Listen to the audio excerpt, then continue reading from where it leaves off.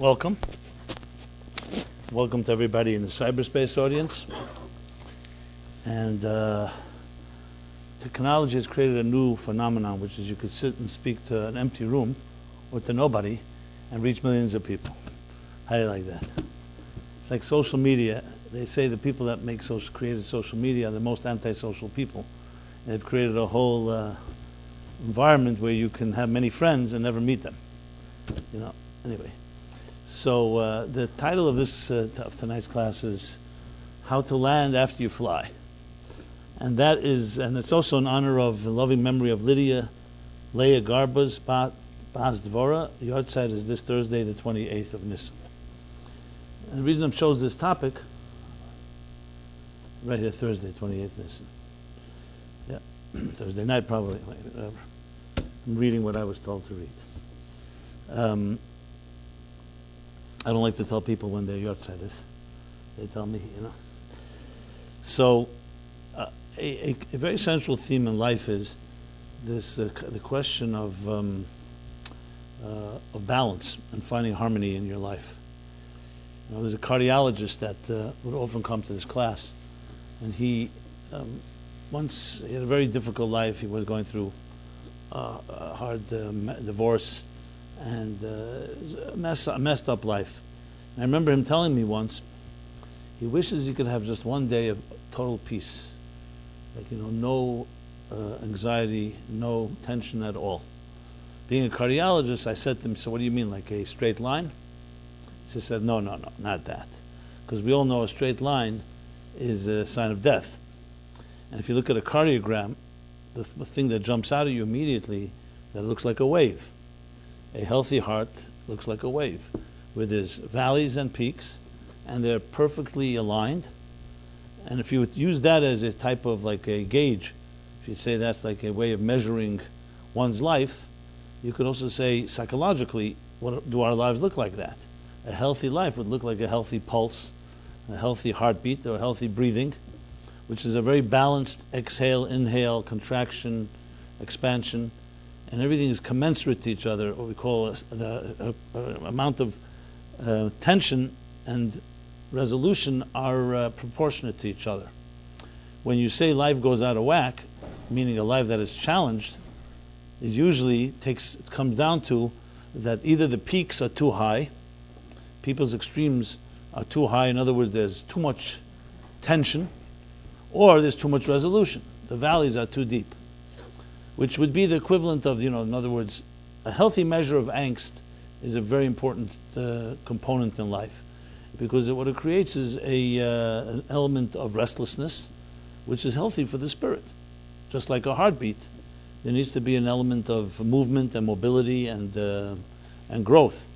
Requires a certain measure of angst, something that you're yearning for, something you're looking for that you haven't reached. And then there's a measure of resolution where you find some peace and resolution. But if there's an extreme of too much angst, which turns, of course, into anxiety, and too much anxiety can turn into depression, and that can go even further, God forbid. Or the other way extreme, too much resolution, what sometimes is called animal bliss, where a person is so content and calm that they're absolutely not motivated. You have no reason to wake up in the morning, no reason to be driven or determined or ambitious to achieve anything. So that's the other extreme. So just like the cardiogram, psychologically, what we want to have is that type of balance. But you'll find in life, people are different, we are wired different. Some of us are very creative, free spirits. They call them bohemians. The others are extremely more grounded and concrete. Some people are very predictable and very reliable, scheduled, like clockwork. Others are completely spontaneous and free-spirited and unreliable, and especially when it comes to, let's say, relationships. Who would you rather have a relationship with? Because on one hand, the first person is reliable; you can rely on them. On the other hand, it can get very monotonous because, like a clerk, it's almost like everything is always predictable. And you want some spontaneity, some spark, some spunk in a relationship in life. On the other hand, the so-called spontaneous one is very exciting, but can you really live with someone like that? Because then there's no reliability, there's no consistency. A word is not a word. Every night is another story. So obviously, everybody would answer, I'd love to have the best of both worlds. Can you have the best of both worlds? And we will discuss, and that's part of the discussion. So in general, especially in Jewish mysticism, it was called Kabbalah, there's a lot of talk about this because it all comes down to the dynamics of the spirit, of the human spirit. In other words, a human spirit unfettered by material needs. We do not need to eat or sleep or pay our bills or find shelter, and in some way have to deal with the realities of a material world. One could argue that the spirit is really is a free, unbound force that has no limits. And it's only because we live in a world of structure that imposes upon us limits. It's one way of looking at things. Or is there something more to it? Now you have different schools of thought. For example, if you compare Eastern mysticism, like Buddhism, Hinduism, and other schools of thought, with all their variations, there's one way to look at the search for the spirit. If you look at Western, for example, philosophies and Western spirituality, it's very different. Western philosophy, sometimes they're compared to Eastern thought as being more like a circle, and Western thought more like a square. Western philosophy, Western spirituality was always very structured, almost mathematical. Whereas Eastern is very circular in the sense it's much more abstract. Like the famous classic Zen koans, for example, the question, what is the sound of one hand clapping? Meant to take us out of our normal structures, our conventional institutions and structures, and try to experience something which is less tangible. Even in physics today, we really have both schools of thought. For example, when you talk about Newtonian physics, which is classic physics until the 20th century, was really the ruling physics, it's like called the billiard ball effect. That everything is predictable. Everything has its rules. The rules of gravity, the rules of electromagnetism, the other rules of nature, and the scientific structure. So for example, you throw something up a certain speed, it weighs a certain amount, you can predict exactly at what rate it's going to fall. Billiard ball, you strike a ball, it's the same angle, the same ball, the same size, the same measure, it will always have the same cause and effect. And that's how the world was looked at for many years, for many millennia even, especially the last few centuries, that everything is really what's called a deterministic universe. Deterministic in the sense it's a matter of simply understanding the data, and you can then predict what will come, what will be the result of that data. There was even a philosopher, a scientist philosopher named Laplace, a French philosopher at the end of the 19th century, who said that the only thing we're missing is information. But you give me all the data on any human being, on any creature, on any phenomenon in the world, and I can predict, science can predict everything it will do till the end of time. Now this created quite an uproar in the church, because basically it was challenging the whole concept of free will. Because if it's basically wiring, and it's just a matter that we don't know information, in other words, I don't know what you're going to do tomorrow because I don't have enough information on you. But if I could figure out, just like a program in a computer, all the DNA and all the details of what we're made of, and it's predictable, it undermines the concept of free will. So there was a big uproar in that time. But then the church didn't need to excommunicate him, not that he would have cared, but they already tried that with Galileo. So what happened was, in the 20th century, if you're familiar a little with evolution of physics, first with Einstein, and then more importantly, quantum mechanics, discovered something that was completely considered bizarre till this day. And that is that on the macroscopic level, on a macrocosmic level, the world is very deterministic. Yes, the sun rises at exactly a certain moment. You can know exactly when the sun will rise for the next million years, barring any change in nature. And you can know when the moon will rise, and you can predict many, many things. However, on the microscopic level, meaning the level that's beneath the surface, that's not visible to the naked eye, what's called quantum level, or micro, or what we call subatomic level, there was discovered it's indeterministic, meaning sometimes called states of probability, states of what in Heisenberg called the uncertainty principle, that there's really fundamental state that no matter even as much data as you have, certain things are indeterministic, and until they're not measured, you can't define or determine which direction it will go. And the classic example is the tests and the proof of whether light is a wave or a particle. Is light made of waves, or is it like wave? Because you have observations that indicate that it functions like a wave, and you have observations that indicate like a particle. Now this was repulsive, frankly, to scientists, because it basically undermines seemingly the principle of science, that it's about mathematical equations and it's a matter of you could predict. But as much as it was tested and retested again and again, it finally became confirmed that today it's given fact in any scientific circle, no one denies it. As bizarre as it is, as much as Einstein refused to accept it, and Einstein said he does not accept, the way he put it, God does not play dice with the universe. Niels Bohr, his colleague, said to him, don't tell God what to do. That's how they conversation, that it came down to the fact that there is a dimension in existence that is indeterministic fundamentally, not due to lack of information. So there you have, even on a scientific level, you also have two schools of thought, which today we know are both true, that there's an element of spontaneity and, so to speak, indeterminism, and there's an element of consistency that's very deterministic. So who would you like to marry? A quantum-like person or a Newtonian or a macrocosmic type of physics structure to the existence? And as we shall discuss, is that Judaism, despite the fact that many people are not aware of its inner truths, the mystical teachings of Judaism actually teach that we really have both components in our own psyche, and you really can find a way to reconcile the two. But to maybe drive the point home, let's take a few really contemporary examples of this. And it's always good whenever you talk about topics like this is to look at it in the context of extremes. Even though it's not always an extreme situation, but you look at extremes. It's a very interesting and sad, tragic phenomenon that in the last 50 years, especially with the rise of what they call the 60s, sex, drugs, and rock and roll, you see some of the greatest geniuses, especially in the musical world, died in young age due to overdoses and so on. I mean, now they're investigating whether Prince's death is connected to that, but most likely. You have Michael Jackson just a few years ago. You have, the list goes on as you go back, and the last, as I said, people in their prime of their career, rise, simply overdosed. You of course have the classic ones in the time of the late 60s, almost uncanny, and the fact that at the age like 26 or 28, Jimi Hendrix, Janis Joplin, Jim Morrison, you know, some of the greatest musical geniuses of our time, that all OD'd. And you wonder, in their 20s, they didn't even reach the peak of their careers. So when it's analyzed, everybody comes back to the same conclusion. These are people with very free spirits, and they simply kept on, so to speak, pushing the boundaries until the point that they could not contain it.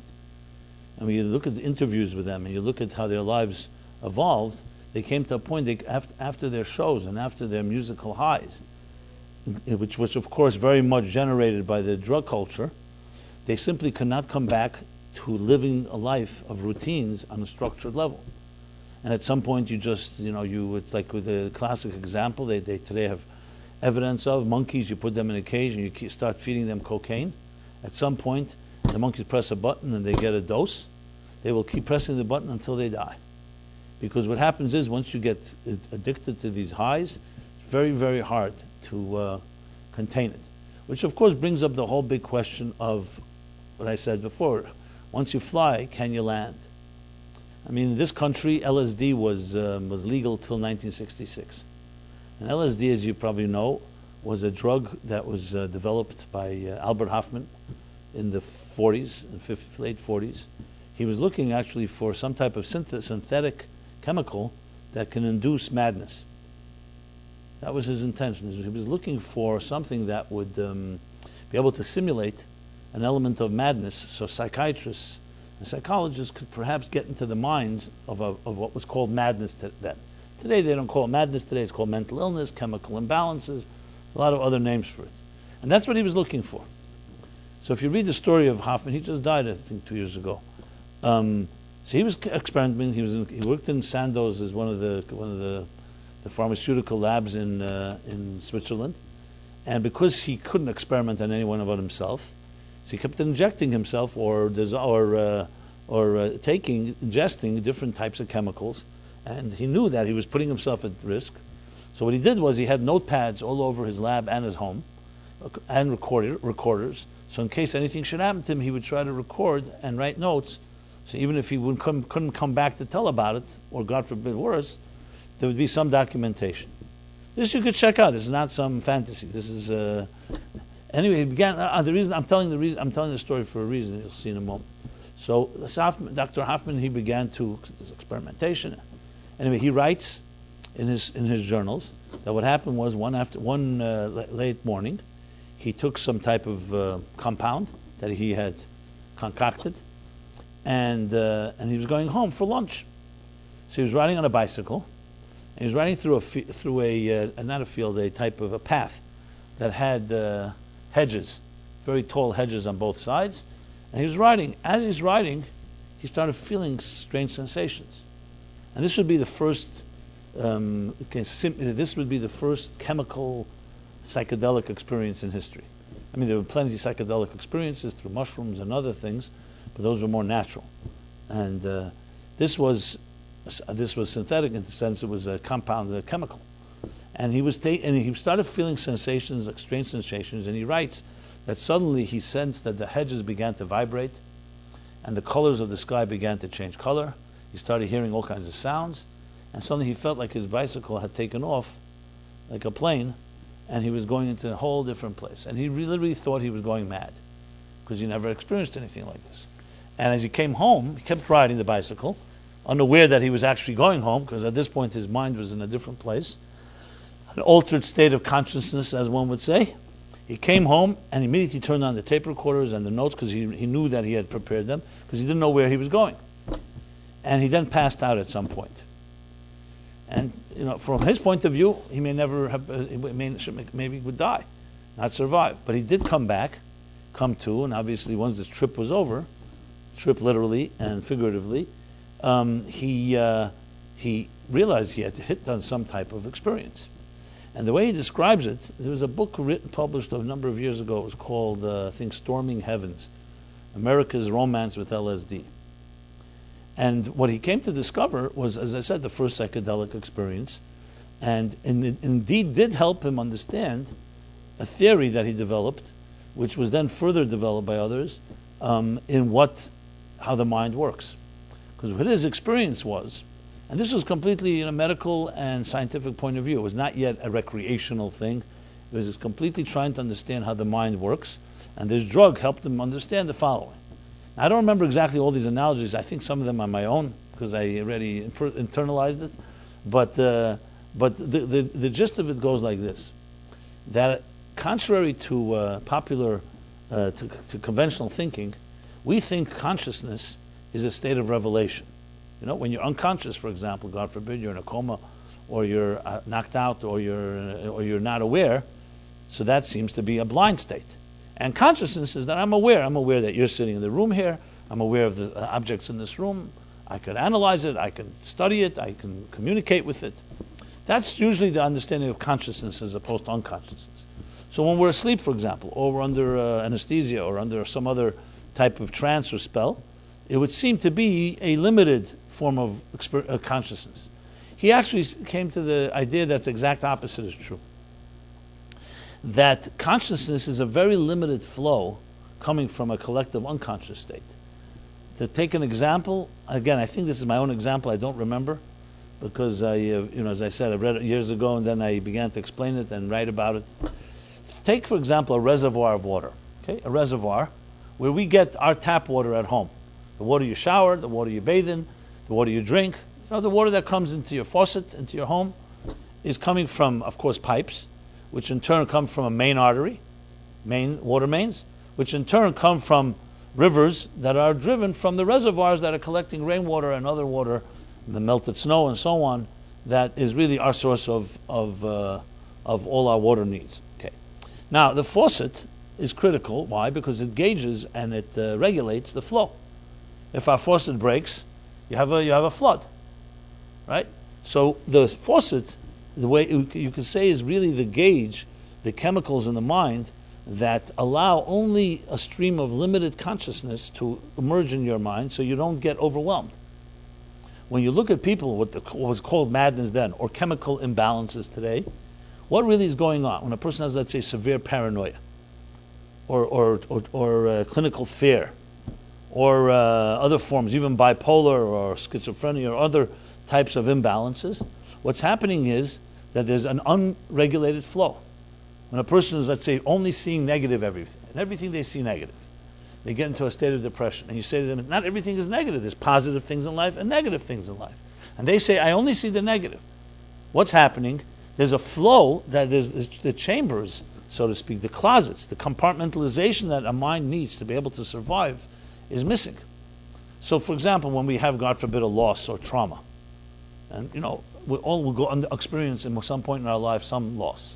I lost my father 11 years ago, passed away. It was a very shocking trauma. Death is a traumatic experience, no matter how old your parent may be. And if after a while, so initially there's a shock, it's overwhelming, but after time passes, we don't forget the death, we don't forget our parents, we don't forget the loss, but it doesn't have quite the emotional impact in a year later, or 2 years later, or 5 years later as it had initially. Why? Because the mind intelligently knows how to compartmentalize and say, okay, this is an event that happened. At some point, you have to learn to cope with it. You have to learn to grow through it. You have to Now, people who cannot grow through something, either through post-traumatic syndrome or something is so overwhelming that they can't grow through it, they can't get away from it, what's happening? There's a chemical missing, or there's something that's not allowing this to be put in the closet. Now, every year, my father's yahrzeit, obviously, I re-evoke. And I can right now re-evoke the feelings I had 11 years ago. But my mind has the capacity to say, here's what happened, and there's other things that have happened. So you have difficult things in life, you have blessings in life. Once those boundaries break down, which really means chemicals that break down, what's happening is the flow is so overwhelming that you just can't manage. So in a certain way, you can say sanity and consciousness is really based on blindness, not on awareness. It's based on limited awareness as opposed to full awareness. Because if we were fully cognizant of everything all the time, we would be bombarded with so many ideas and so on. So when you have ideas come into your mind, a creative person, you have ideas. Some people think, where do ideas come from? I once asked somebody, where do ideas come from? They think it comes from the shower head. Why? Because in the shower we get most of our ideas. But obviously it doesn't come from the shower head. It comes from a part of our so-called unconscious that has, you can say, a multitude of infinite possible ideas. And ideas flow in like a faucet, drop by drop. When you think of an idea, you always see the image in cartoons, or the imagery for a conception of an idea is always a flashbulb, or a lightning bolt. Why? Because it's like a bolt. It's like, where did it come from? You say, where did that come from? It's like a spark. And when you think about it, a spark means sparks come from a flame. They don't come from nowhere. But we have no access to that flame consciously. So think of the flame as just an example, like the reservoir, as a large body of many, many ideas. And the faucet of our minds allows only a certain amount of ideas to flow. But what happens if that faucet breaks? What would happen if the regulator breaks? The flow would be too overwhelming. And that's why you'll find many, many times the expression, there's a very thin line between genius and madness. You'll find some of the greatest geniuses are literally on the edge of madness. Now, what the difference would be is if it goes over to madness, then they're not in control.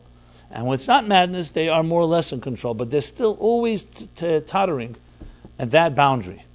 There was a great dancer, I forgot his name. I think he was a Russian dancer. And it was like brilliant, beyond, one of the, I forgot the name. You can look it up. And then at some point in his 30s, he went mad. Literally, they had to put him in an insane asylum. And the only way you can get him back, so to speak, to some moment of sanity was when someone would dance with him. Because that would bring back his that focus. So I think there's a picture actually where someone goes into his room where he had to be in solitude because he could kill himself. He was completely self-destructive. And when you would talk to him, what happened was he says, I can't stop the flow. It's like overwhelming me. It's like a flood. And then someone would start dancing, and you see he suddenly would go into this acrobatic dance mode, and for a moment this genius that everyone knew came back. But it didn't last, obviously. The point I'm making here is, and I go back now to the Hendrixes and the Joplins and even people who survived, Miles Davis and others, but they survived. Elvis Presley. Because there's some point where you get such state of high that if you don't have a way to ground it, it simply becomes overwhelming, and at some point it will kill a person. Drugs is unfortunately a way that gets you a superficial high that takes you to places, but you can't come back in a normal way. I've talked to many, many people because I find that the fascinating parallels between the way the Jewish mystics explain this idea with science's explanation, and of course with all these geniuses. So I talked to a lot of people who were very heavy into psychedelics and LSD, and they all say the same thing, that most of our friends destroyed their lives. Those of us that survived were never the same, because you go back to your routines and it's too boring. And you're desperate to go back to have that high. It's like someone that's so touched by music, they can't live in a world without music. So that sounds beautiful. But what happens when it becomes so powerful that you can't ground yourself again? So you literally have, Jimi Hendrix has a lyric in one of his songs, I think it's Purple Haze, actually, which is directly about LSD. Purple Haze. And he says there, the end of one of the beginning lyrics, he says there, I forgot the entire line, but I remember the last line. He says, "Excuse me until I kiss the sky." So he kissed the sky. But what happens when you kiss the sky and you can't come back to earth? And that's what happened. I don't know if you've heard of a Russian Jewish, artist, Rothko. So he became one of the most famous artists. His painting, these are the very huge paintings that have... earlier on he was a regular artist, then later it became more and more abstract. It's usually like squares of different colors. And his paintings go for millions and millions of dollars. In his heyday, he wasn't depressed, he had no loss, he was the most popular artist possible. And yet, what happened is, in the 70s, in 1970 I think it was, or 1969, he commits suicide. Completely inexplicable. Why would a man at the height of his career, popularity, everything was working well in his life, he commits suicide? And when you study his paintings, you see, as he moves, the colors, as he moves from the 50s to the 60s to the late 60s, he gets darker and darker and darker. Like the colors in the late... he began as a regular artist, and then he began to what they call deconstruction. Him, Kandinsky, and others that were more like abstract artists that began to deconstruct so-called the structures of existence to get to the core, what make everything tick. So he got it down to these colors, and initially they were brighter colors. They were like pink, yellow, light green, and so on. As you move along, you see they get darker and darker and darker. His colors in the late 60s, like the last paintings he ever did, are dark brown, dark gray, dark black, those colors. And I was trying to understand, I wish I would have met him. I never met him, but I was reading, what would drive a person like that? And I was thinking if it has anything to do with his Jewishness. Not that Jews are the only ones that commit suicide, God forbid, but I was just looking, is he more angst and so on, more neurotic than others? And then I discovered something very fascinating. He began studying Jewish Kabbalah in his some point, I'm not sure when. He began studying it and he began writing about it. And he discovered a theme that I talk about a lot in this class, the doctrine of the tzimtzum. I'll explain in a moment what that is. It's a Hebrew word. This is from the great mystic and Kabbalist Rabbi Isaac Luria, from the Tzfat Kabbalists in northern Israel in the 16th century.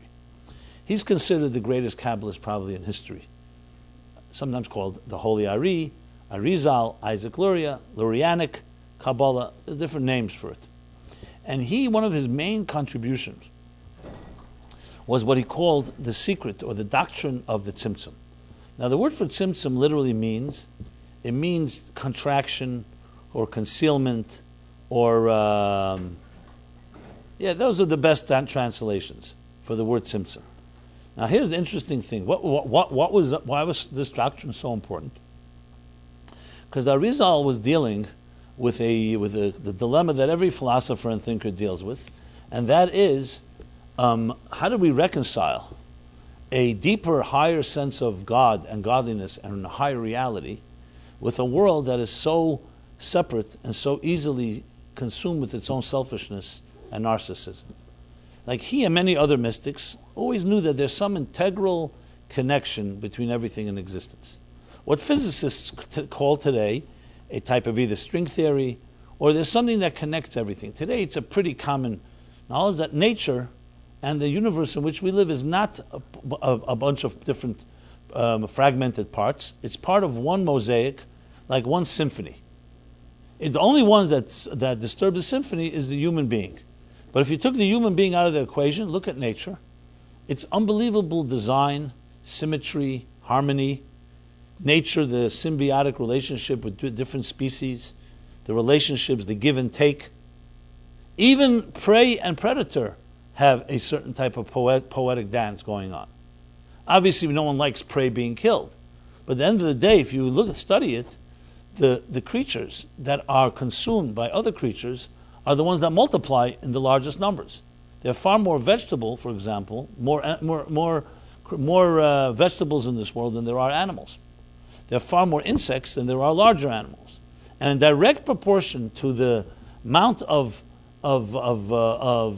how much prey are consumed is how much they multiply. So, for example, if there was no predator, the creatures or the vegetables that they would consume begin to multiply and they begin to destroy the universe. So there's a real balance. Even things that we call natural disasters, like hurricanes, typhoons, tsunamis, cyclones, you name it, earthquakes. If human beings were not in the way, these are very much part of the balance of existence. Earthquakes are necessary to relieve the tensions between the plates. There are earthquakes that take place every few seconds under the sea. They don't affect us, on the contrary. Hurricanes as well. They're all part of so-called the immunity system that keeps the world healthy. So nature is a most fascinating example of symmetry. Take our human body. Just your own human body. Study it. A healthy body is amazing. We have 75 trillion cells in the body. Trillion, not billion. It's the only thing that's more than the USA deficit. We have 75 trillion cells. We have thousands, tens of thousands of systems. Just take one piece of food, and what happens to it? You put it in your mouth, and think of how many processes have to work, and all in symmetrical order for that food to ultimately become part of our blood, to eliminate the waste, and so on. I mean, it's just unbelievable when you start thinking that the air pipe, the windpipe closes and contracts when the food pipe opens. I mean, God forbid, again, I'm talking about in healthy circumstances. How the breathing works, how the heart works, the pulmonary systems, and so on and so forth. So what you have is a very powerful balance. And therefore, in such a world, the question that all philosophers, mystics, thinkers, poets, romantics, all ask the question, so why is there imbalance in the world? Why are we humans the only ones that can screw it up? We can go and mess up the balance in nature, mess up the balance in our own lives. You know, you see a newborn thank God, a newborn child is born healthy. Look how they breathe. Their chest heaves up and down perfectly. They're using 100% of their lungs. What about as adults? Try to take a very deep breath in, and you'll find yourself coughing usually. Because we don't use 100% of our lungs. Because once toxins enter, the lung begins to weaken, and so on. So the question that's asked is, how is it possible that human beings can be so unjust to each other? And the root of war and evil and selfishness and greed, when everything else in existence is the exact opposite. All works in a very balanced way. So the Arizal, this is one of the dilemmas he came to resolve. He said, because there's a thing called a tzimtzum, that the God himself concealed his presence. Basically, this integral, innate unity that connects everything is concealed from us. In truth, we are all part of one large organism, but we don't feel it. So just like one arm would never hurt another arm, one human being would never hurt another human being if we really were aware of that connection. But since we're not, we think we're separate. We think, I'm me, you're you. So we can become selfish, we become narcissistic, and we can become destructive. In the name of what I want, I will take something from you, you'll take it from me. Now, this doesn't mean we're forced to be that way. It means we're capable of being that way. So we can be noble, but we could also be very selfish. And so the tzimtzum, in his way of putting it, is essentially concealing the integral unity of all of existence. This was what Rothko was studying, especially in the late 60s. And this is my submission, my theory. It's a pure theory. I have no real evidence because I didn't know him. I don't have empirical evidence. But I think that as he was deconstructing existence as a brilliant artist would do, he hit the ceiling. He hit the tzimtzum, and he couldn't go further. So once you come to a point like that, and he lived it wasn't just theory for him, It was like there was nothing more to live for. He, in a sense, deconstructed it all. It's like took it all apart, and what did he hit? A black hole. Now, had he studied a little mysticism, Jewish mysticism, further, he would have realized there was something else. There was, after the black hole, there's a whole other dimension of light. But I don't think he hit that part. So he suffered what so many other geniuses suffered. Flew, higher, and higher, and could not find a way to ground themselves and bring it back down to earth. And this is a fundamental theme in Jewish mystical thought, and even in biblical thought. And the reason I decided to speak about it now is because firstly we're coming after Passover, and we're also reading in the Torah chapters of the week, the Torah breaks into 52 chapters, corresponding to 52 weeks of the year. And the theme of this week's chapter is exactly this. There were two sons of Aaron, the high priest. Their names was Nadav and Avihu. And in their great search for spiritual high, ecstasy, to have a euphoric, divine spiritual experience, they rushed into the Holy of Holies in the temple. But they went in unprepared. And the Torah tells us the following, these are exact words. They went into the Holy of Holies with very good intentions. They were not bad people, they were not selfish people. They were looking to have the deepest spiritual experience one can have, and they were hungry for it. But being unprepared, it says, they were consumed by a strange fire. Those are the words. Foreign fire, strange fire. I find that to be fascinating. This is the biblical verse that goes back thousands of years. Strange fire, foreign fire is very much used often when they describe drugs. That's like a strange fire, a foreign fire, and so on. Now, there wasn't drugs in their case. In their case, it was a spiritual experience, but they did not have the containers to contain it, to ground it, and to come back to tell about it. So they actually died. This is the first burnout, you can say, in history, at least documented, and goes back thousands of years. And then in this week's chapter, this chapter begins by saying, and after the death of these two men, after the death of these two great men, God gives Moses and Aaron, the rules of how you enter into the Holy of Holies in a way that you can contain it and experience it in a proper fashion. And the key element is this. You can't go in on your terms. If it's your own selfish wish, even for a good thing, but it's yours, then it will ultimately consume you. You have to have what we call in the Hebrew language which is a new word some of you may never have heard of, called bittul. Bittul is loosely translated as modesty, humility, but I would say something even more. It's really the element of suspending yourself in order to absorb experience greater than yourself. When we talk about awe, when you're in awe of something, standing by the Niagara Falls, or something else from the seven wonders of nature, and you stand in awe, what is the definition of awe? Definition of awe, that's something, you sense something greater than yourself. If it's about you, you're not going to have awe. You see something, you see a beautiful sight, you fall in love, you listen to a beautiful piece of music. Anything that's greater than you, and you suddenly dissolve and become absorbed in the experience, that is called a form of you becoming consumed by something greater than you are. But if it's about you and your hunger, then that force that can be so uplifting can end up destroying you. Like fire. If you want the fire too much and you jump in too quickly, you get burned. But if you allow yourself to take your ego, put your ego aside, and just experience it for the truth of the experience instead of it being so much about me, that's the key. This is what God tells Moses and Aaron, how you enter the Holy of Holies. You have to have a true measure of humility. And I would submit that those that have that becomes a form of like almost a buffer that allows you to enter into very deep ecstatic experiences and come back intact and grounded and contain it and integrate it into your life. So there's a Talmudic story that talks about the four sages that went into the orchard. That's the way it's described, the orchard. In metaphorical language, the orchard is always a spiritual experience.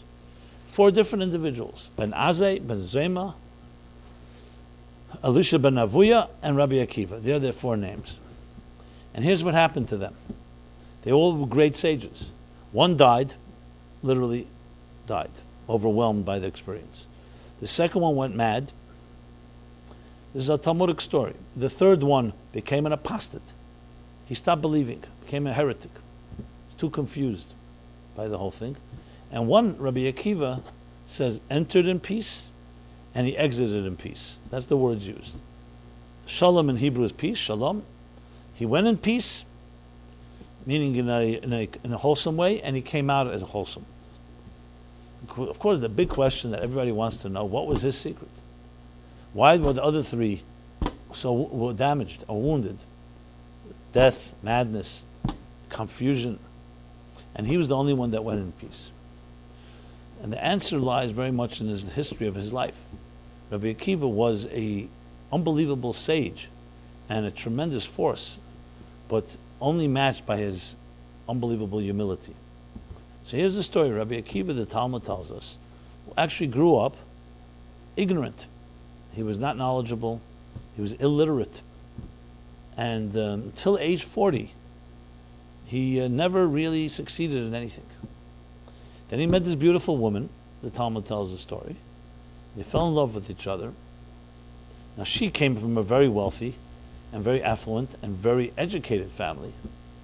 Now Rabbi Akiva was a brilliant mind, but he never had the opportunity. It's a little shrouded in mystery, why not? Some say his parents died early, some say he was a convert, he came from converts. Bottom line is he did not have the opportunities. But she recognized the tremendous potential he had. He's 40 years old. Now 40 years old is today maybe young, but then it was not so young. The life expectancy wasn't much higher than that. But he's 40 years old. And she was trying to persuade him, and he said, for me it's too late. 40 years old, your mind is hardened, your personality is inflexible. How am I going to change? That's my lot. She saw in him much more potential than he believed in himself, and she kept on telling him no. Every human being, the human spirit does not get hardened. The human spirit always remains malleable, flexible, resilient, and there's no question that if you set your mind to it, you can become you can achieve greatness. So he was pondering this thought. He was walking one day in the woods, and he came by and he saw a little rivulet of water running. And there's always good opportunities in nature. You meditate, you ponder your life, your purpose. And he was watching this little river flow, and then he saw a sight that caught his attention. He saw as the river flowed, as we went, there was a little waterfall. The water dropped, and near on the bank of the river, this little river, he saw a stone, and a stone that had a perfectly round hole, like drilled through it. Now, you usually don't see a stone with a hole in it like that, like a perfect hole.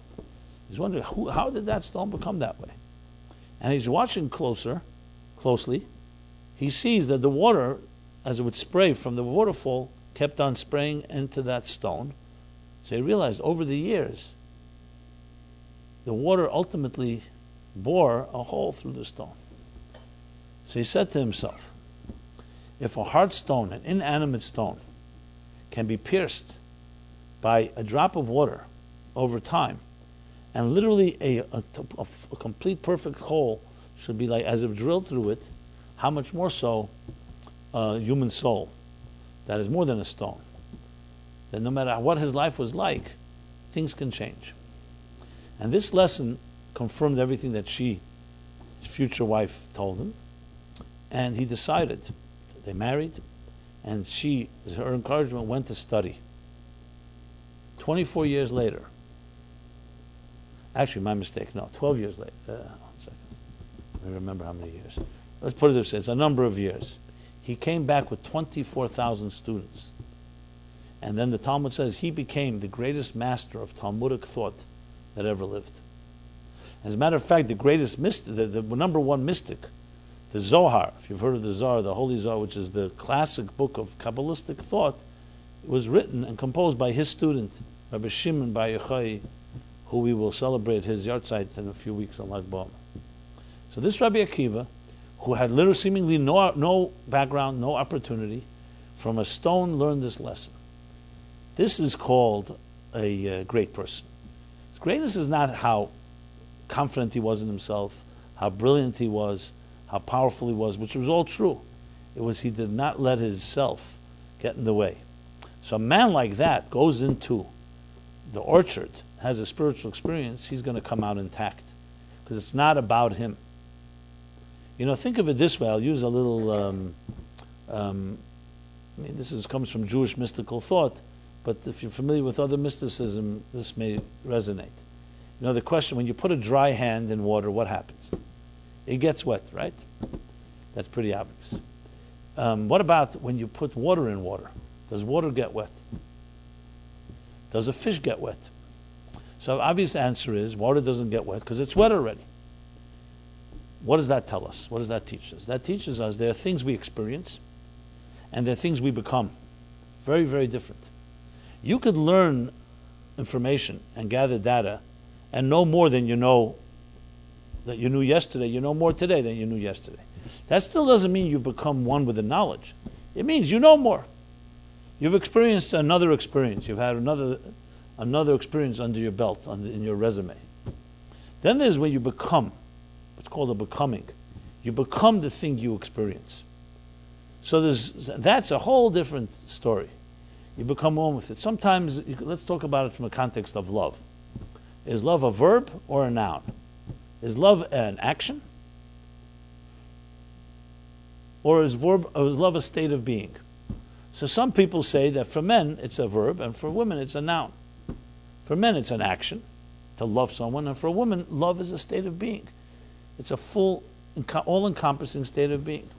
So there's some people who go into water and they get wet, and there's some people who become water and they are wetness itself. Same thing with knowledge, and there's an expression used, we actually read it on the last day of Passover in the Haftarah, a world filled with divine knowledge, listen to the metaphor, as the waters cover the sea. Now remember earlier what I spoke about Albert Hoffman, his theory of intelligence and consciousness was that a collective unconscious is like a reservoir full of water, and the conscious wisdom is simply like the very narrow rivers or faucets that allow the water in drop by drop. Should you open up the faucets, we'd be flooded by too much and we'd be destroyed by it. However, there's one way you can enter that unconscious place and not get overwhelmed. And that's when you yourself become water. When you yourself are no longer this dry entity that's trying to experience something. Today there's an expression you hear often people called being in the zone. You hear it from athletes, you hear it from writers, from poets, from musicians. What does it mean being in the zone? If you've ever experienced it, you'll identify with this. It means there comes a point where you don't even realize that you're experiencing something.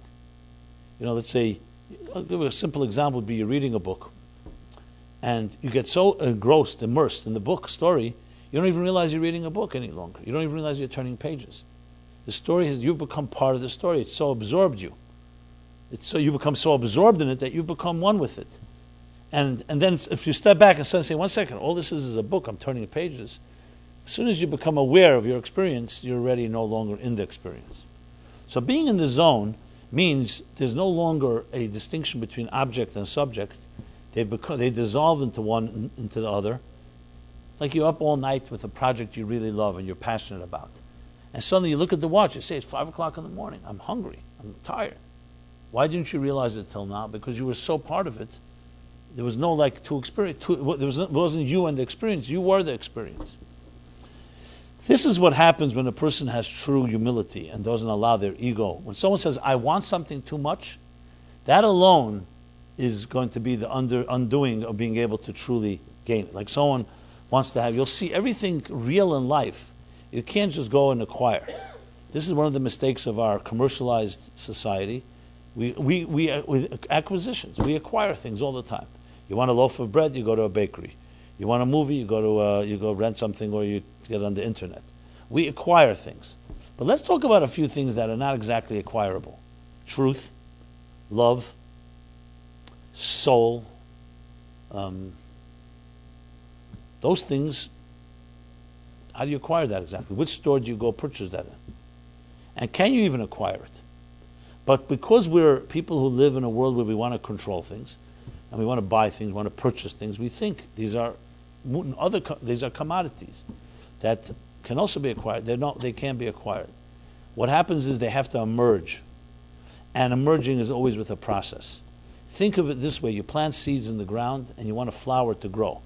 You can't pull the flower out of the ground. You can't say grow faster than it should grow. Today we have all kinds of enhanced methods. Maybe people try to speed it up, but let's be honest. You don't want a child has to gestate for 9 months as a fetus before it grows into a beautiful flower will emerge if you do the right things. You nurture the ground, you water it, you weed the ground, the garden, the flowers will emerge. That's how real things are experienced. You cannot go and get it, you have to allow it to emerge.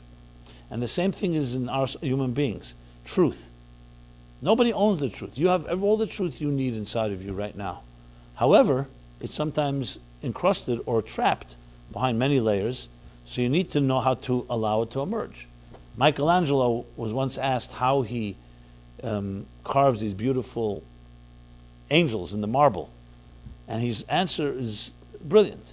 His answer is, I see the angels trapped in the marble, and I carved and set them free. In other words, it's not creating, it's allowing, it's revealing. So when someone says, if each of us is like an angel, each of us is like a musical note, each of us is like a flower, we just may be trapped in marble or concrete or other substances, and what you need really to do is scratch off, and what's the word I want to use? It's another word for scratching off. Peeling away the layers until that truth emerges. And that's what Rabbi Akiva knew. Because of his hard-earned experience, he did not rush into the orchard. He did not rush into the Holy of Holies unprepared. He rushed in with that measure of humility. I'm here to experience something greater than I am. Not because I want it. It's because it's the truth. Very two different ways of acquiring truth. One person says, I understand. Another person says, no, the truth is resonating. They're very different ways of experiencing it. And because of that, he was able to go into places that everyone else, even with great personalities and geniuses, either burned out, overdosed, or had some other experience that was not productive or constructive. So at the end of the day, going back to the question about flying, landing, and so on, well, we all need to have, go back to the cardiogram, we all need to have our highs and lows in a balanced way. Everyone needs to have a measure of angst, a healthy measure of yearning and searching for something greater than you are. It's what makes us tick as human beings. If you lose that element, you're really losing a critical component of what makes us really human beings. On the other hand, you don't want to have a situation of anxiety to the point where there's no resolution at all, because then the other extreme is experienced, which is complete tension. And we can't live constantly in a state of tension. On the other side of the coin, you also don't want to have a complete state of contentment, as I just mentioned. So it's a matter of finding things in your life that are healthy goals that allow you to climb. So like climbing a ladder, you don't jump 10 rungs at a time. You're 1 rung, 2 rungs. You keep your 1 foot on the lower rung, but you're always aspiring to go higher. And then, at the same time, when you're doing it that way, then you can integrate it. It's not an extreme. It's not some type of jolt to the whole system. One of the great mystics, his name was the Tzemach Tzedek, the third Chabad Rebbe, he was once as a child playing on a ladder with other children. And his grandfather, who was the author of the Tanya, one of the greatest mystics of the last few centuries, was watching the children play. Now this young boy, who, as I said, later would become a great master himself, climbed all the way to the top of the ladder. And all the other children were afraid to climb up. Afterwards, his grandfather asked his grandson, tell me, why were you the only one that had the courage to climb all the way up? And this is what he answered. Zayda is in Hebrew, Zaydi is grandfather. He said, Grandpa, the reason is because the other children, when they were climbing, they kept looking down. So they saw how high they were afraid to climb higher. When I was climbing, I kept looking up. So I saw how low I was, and I was motivated to climb higher.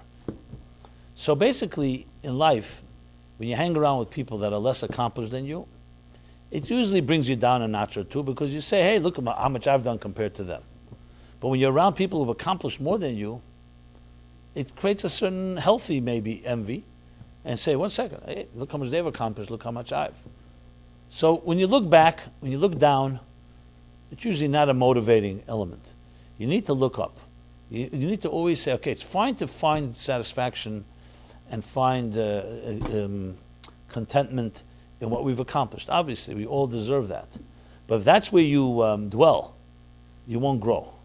Growth means you have to look up. You have to always look up to the next level. It's like climbing a mountain to reach higher levels of the horizon. And yesterday's horizon is less than tomorrow's if you're climbing that way. At the same time, you don't want to climb to the point where you're jumping so quickly that you can't manage it, you can't handle it. That's why it's very important to have that type of balance. That type of balance. And what the driving force behind it all is that you're climbing not just for self-gratification or even for self-actualization. You're climbing because there's a sense in you that you want to be connected to something greater than you are. That is the key. Real transcendence is not someone who says, hey, I got a lot of things under my belt, I have a lot of qualities, and I want to have another one called transcendence. By definition, that's not transcendence, then it's just another one of your selfish needs. It may be a good need, as opposed to a destructive one, but it's still you. So it's like, I want it, as soon as it's I want it, it's again you. So how do you experience something that's not you? By recognizing there's truths that are greater than you are. And interestingly, when you surrender to that, you'll actually experience something that will really be greater. Like let's say in relationships, I deal with a lot of counseling couples in relationships.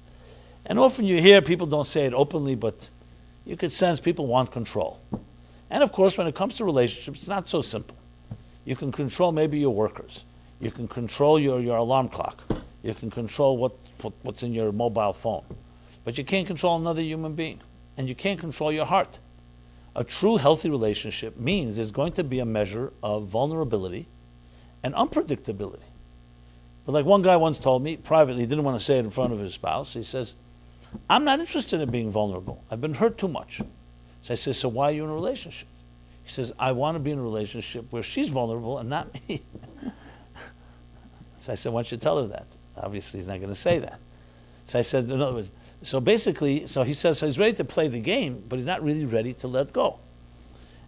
Or some people will say, I'm ready to give unconditional love on condition that I receive unconditional love. That's also another twist. You know, I'll give you unconditional love as long as you love me unconditionally. So in other words, it's catch-22, who begins? So there is a measure, and you'll see the most secure people on earth, the most secure people, don't have a problem with being vulnerable. That's why the way I've written a book, a few books, Toward a Meaningful Life, where I describe love. I write the expression is celebration of your vulnerability. Most people see vulnerability as a weakness. Maybe it's part of, it's a give and take. So I'll be vulnerable because I get something else in return. But no one sees it as an end in itself. But why not? If you truly had trust in your life, why would vulnerability be a problem? Of course, the answer is because I don't have trust in my life. I couldn't trust my parents. I have many people I don't trust. I don't trust myself. So why would I want to be vulnerable? Okay, fine. That's a good reason.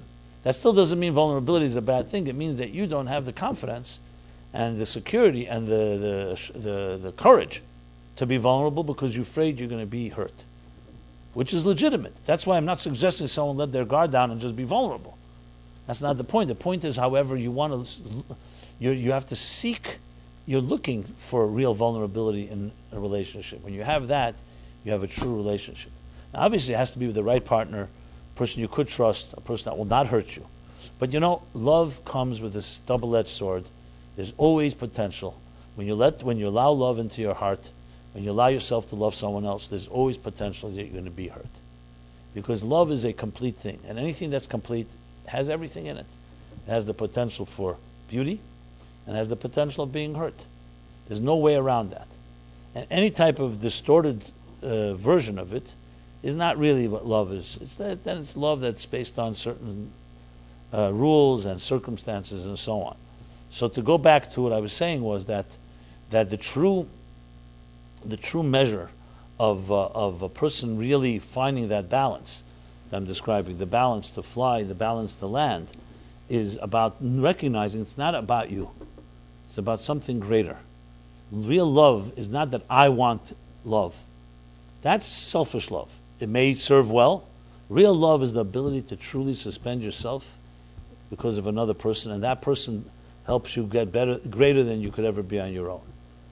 So if you were to be able to define love, you can say that there's two schools of thought. The conventional one that most people are familiar with in our day and age is I have many needs. I have a need to eat, a need to sleep, a need for make a living, a need for a home, a need for clothing, and I have a need for love. It's true, love is a more sublime need. It's not tangible like food, but it's still a need.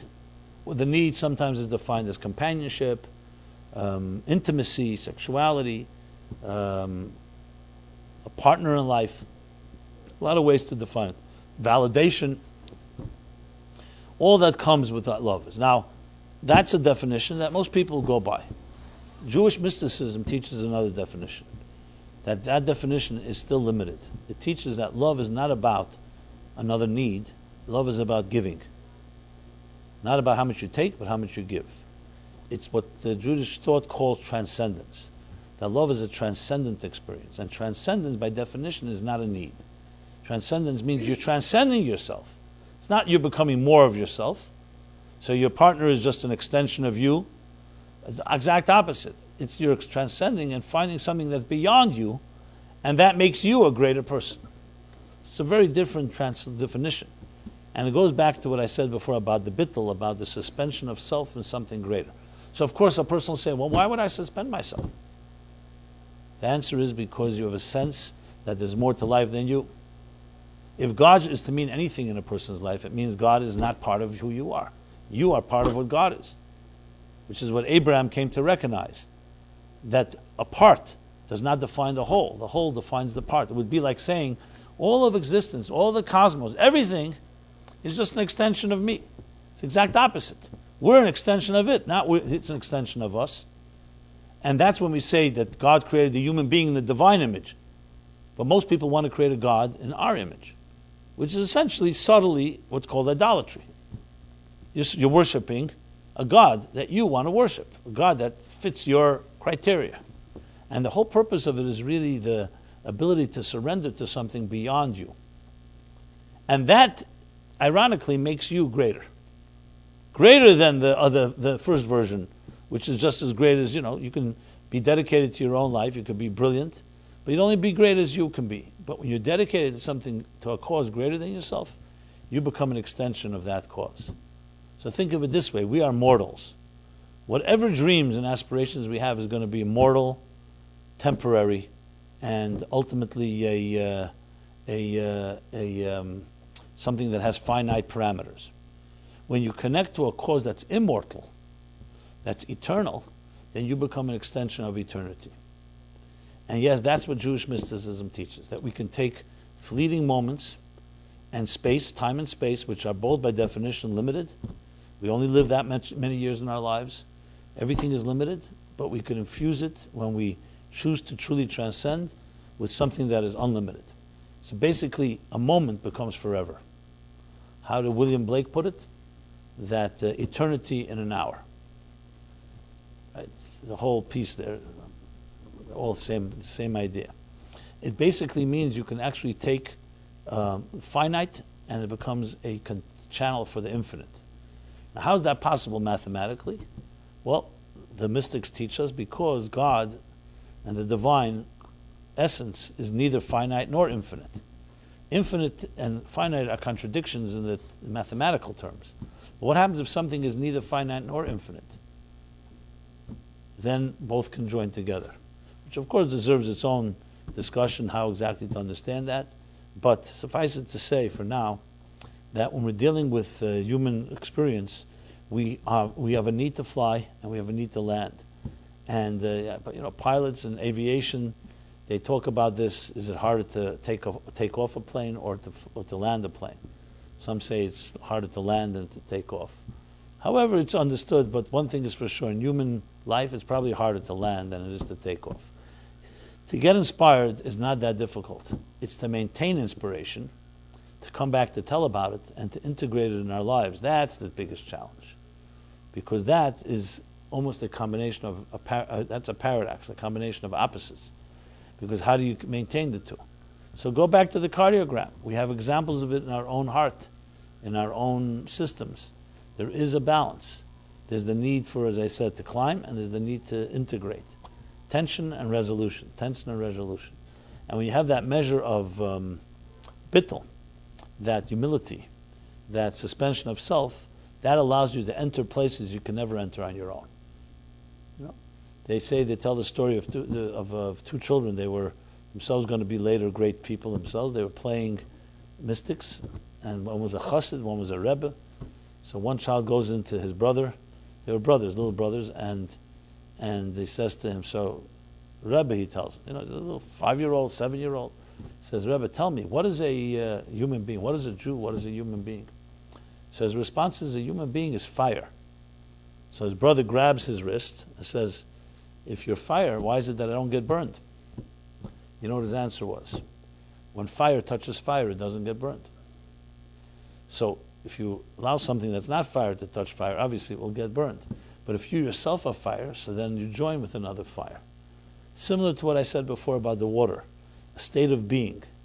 When a person is it, then they can join another in ways that are hard to imagine. But when you are your ego is always going to be a contradiction to someone else's ego. You may find reasons to cooperate and coexist, a type of like give and take, but it's never going to be a full fusion and a total union. Total union comes when both entities experience something greater than themselves. That's why in Jewish marriage ceremony, the mystics explain why is it a canopy, a chuppah, because it's a demonstration of a third partner, an invisible partner that's more than the sum of the parts. It's more than the bride and more than the groom. Something that hovers above them, like a third partner that says that the true connection where you both meet is in a place that's beyond both of you. It's more than the sum of the parts.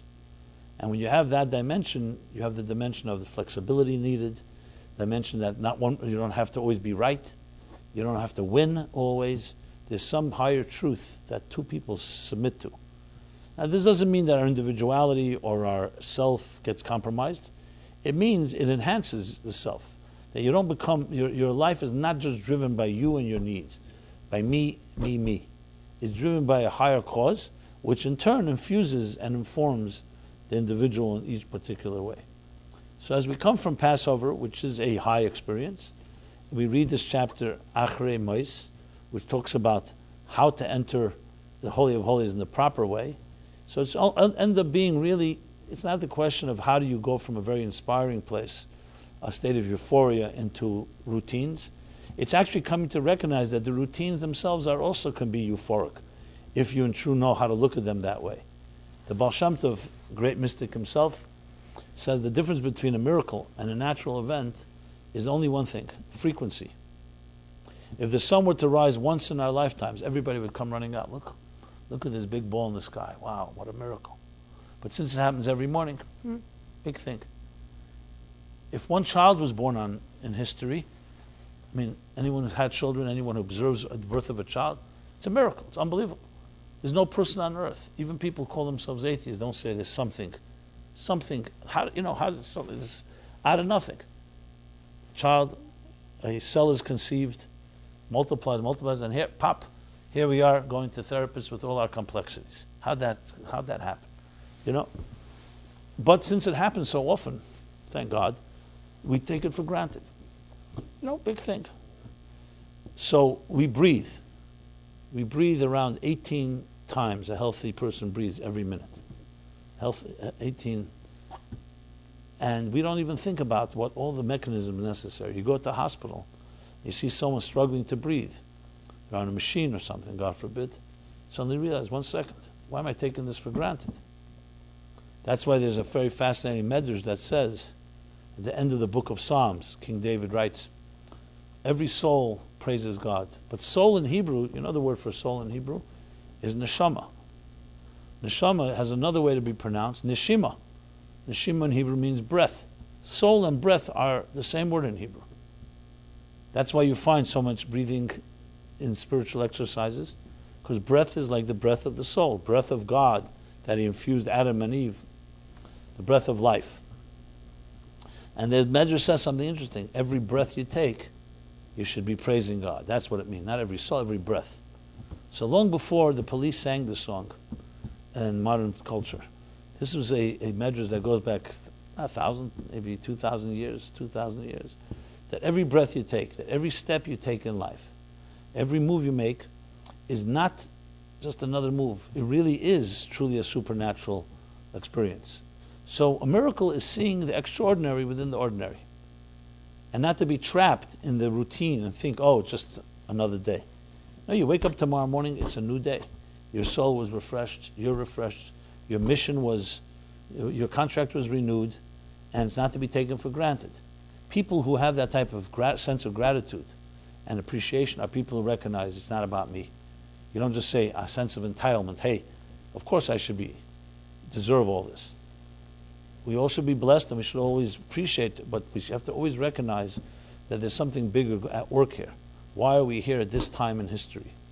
You know, we were born, as Jews especially, 60 years ago, 70 years ago, you know where we would be now?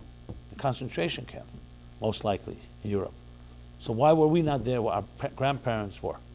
And I'm not saying to be dramatic, I'm just trying to point out the mysteries of life are very many.